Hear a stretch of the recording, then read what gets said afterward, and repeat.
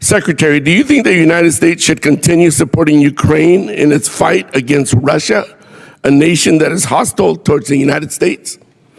Are Marines allowed to fire warning shots? No. Now that's more like it. Isn't that easy? Well, I'm going to beat this drum because you refuse to take responsibility.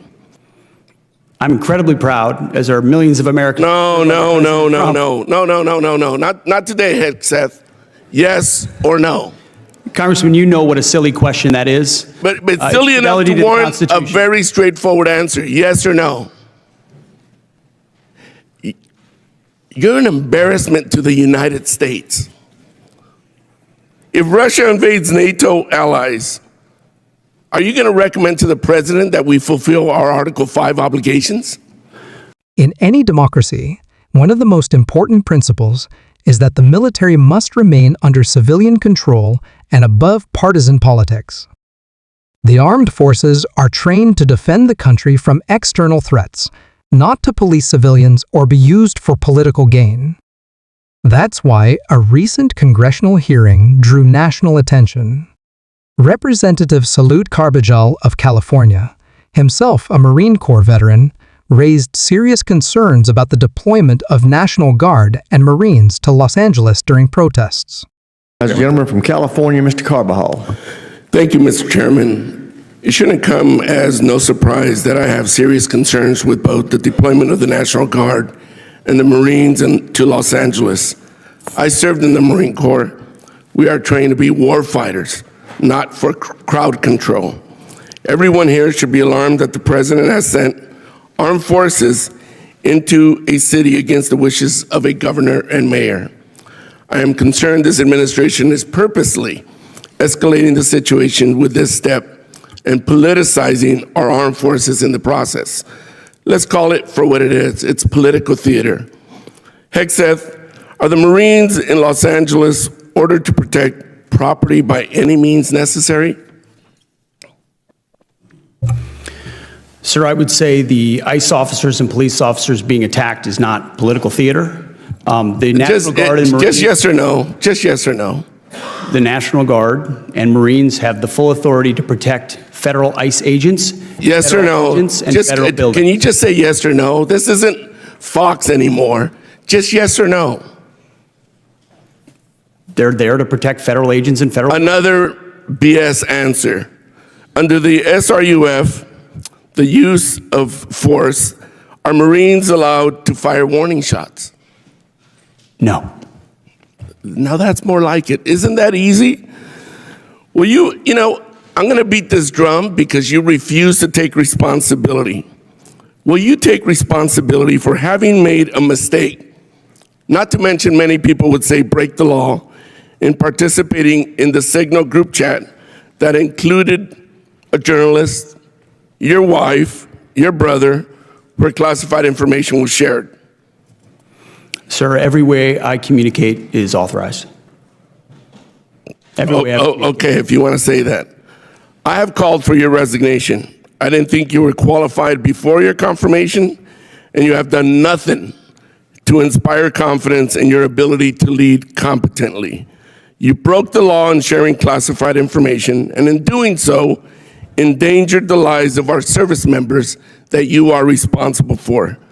Your inability to hold yourself accountable makes you incapable to lead. This alone makes you unfit to be the Secretary of Defense. Secretary, do you think the United States should continue supporting Ukraine in its fight against Russia, a nation that is hostile towards the United States? Well, as you know, sir, President Trump is committed to peace. No, I just want yes or no answers. Today, the United States has spent billions of dollars. Yes or no? Yes or no? Over years. Just yes or no. Can I get a yes or no out of you?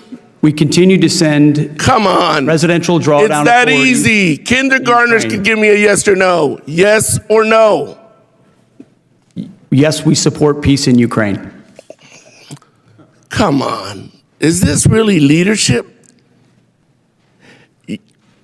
You're an embarrassment to the United States. If Russia invades NATO allies, Are you going to recommend to the president that we fulfill our Article 5 obligations?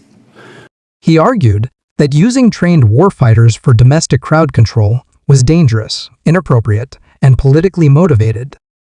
But the controversy didn't stop there. Carbajal accused the Secretary of Defense of illegally sharing classified information in private group chats with family members and journalists.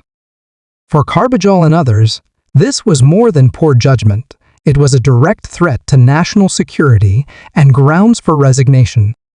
Beyond domestic issues, the hearing also touched on America's role in the world, especially its commitment to support Ukraine against Russian aggression and honor its promises to defend NATO allies if attacked. Yet the defense official gave evasive answers, refusing to commit clearly to those responsibilities. At its core, this was about accountability. Can leaders in powerful positions be trusted to uphold the law, to act in the best interests of the country, and to put the Constitution above personal loyalty to any president? Carbajal's message was clear. Leadership requires honesty, responsibility, and respect for the people and the law.